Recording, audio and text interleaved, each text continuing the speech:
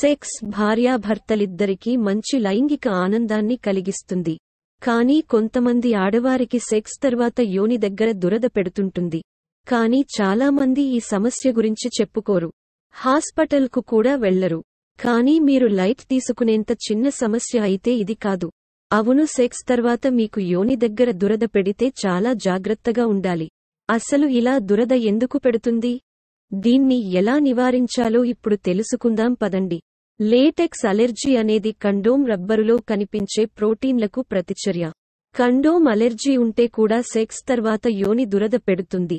మీకు latex కండోమ్లకు allergy ఉంటే దురద తేలికపాటి నుంచి తీవ్రమైందిగా ఉంటుంది. సెక్స్ తర్వాత దురదకు యోని పొడిబారడం కూడా ఒక కారణమే.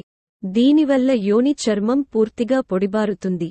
యోని గోడలను లూబ్రికేషన్ చేయడానికి తగినంత లూబ్రికెంట్ ఉత్పత్తి కానప్పుడు ఇలా జరుగుతుంది.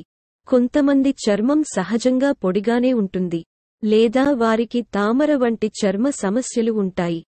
సబ్బు వంటి ఉత్పత్తులతో ఎక్కువగా కడగడం లేదా ఉపయోగించడం వల్ల కూడా చర్మం పొడిబారుతుంది. పొడి చర్మం వల్ల దురద ఉంటుంది. ఇది సెక్స్ సమయంలో చికాకు, జలధరింపునకు కారణమవుతుంది. నిపుణుల అభిప్రాయం ప్రకారం మీరు సెక్స్లో పాల్గొనేటప్పుడు అది ఘర్షణ, చికాకును కలిగిస్తుంది. ఇది యోనిలో దురదకు కారణమవుతుంది. లూబ్రికెంట్ లేకపోవడం వల్ల కూడా ఈ ప్రమాదం పెరుగుతుంది. యోని దాని స్వంత సహజ లూబ్రికెంట్ను ఉత్పత్తి చేయగలదు, కానీ ఋతువిరతి ఇది తగ్గుతుంది.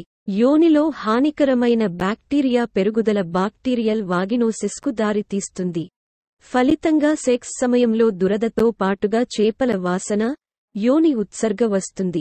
ముఖ్యంగా అసురక్షిత శృంగారం ఈ ప్రమాదాన్ని మరింత పెంచుతుంది. అందుకే సెక్స్ తర్వాత యోనిలో మరింత చికాకు, దురద కలుగుతుంది. స్పెర్మ్ అలెర్జీ ఎక్కువగా ఆడవాళ్లను ప్రభావితం చేస్తుంది. అలాగే దీనిని స్పెర్మ్ అలెర్జీ లేదా సెమినల్ ప్లాస్మా సున్నితత్వం అని కూడా పిలుస్తారు. వీర్యంలో ఉండే ప్రోటీన్ శరీరంలోని ఏ భాగంలోనైనా అలెర్జీ సమస్యలను కలిగిస్తుంది. స్పెర్మ్తో సంబంధంలోకి వచ్చే అవయవాలలో యోని, చర్మం, నోరు ఉన్నాయి. శారీరక సంబంధం ఉన్న 10 నుంచి 30 నిమిషాల్లో లక్షణాలు కనిపించడం ప్రారంభిస్తాయి. సెక్స్ తర్వాత దురద రావొద్దంటే సరైన పరిశుభ్రతను పాటించండి. ఇందుకోసం సెక్స్కు ముందు, తర్వాత పరిశుభ్రతను పాటించాలి. చేతులను కడగడం, జననేంద్రియ భాగాలను నీళ్లతో కడగాలి.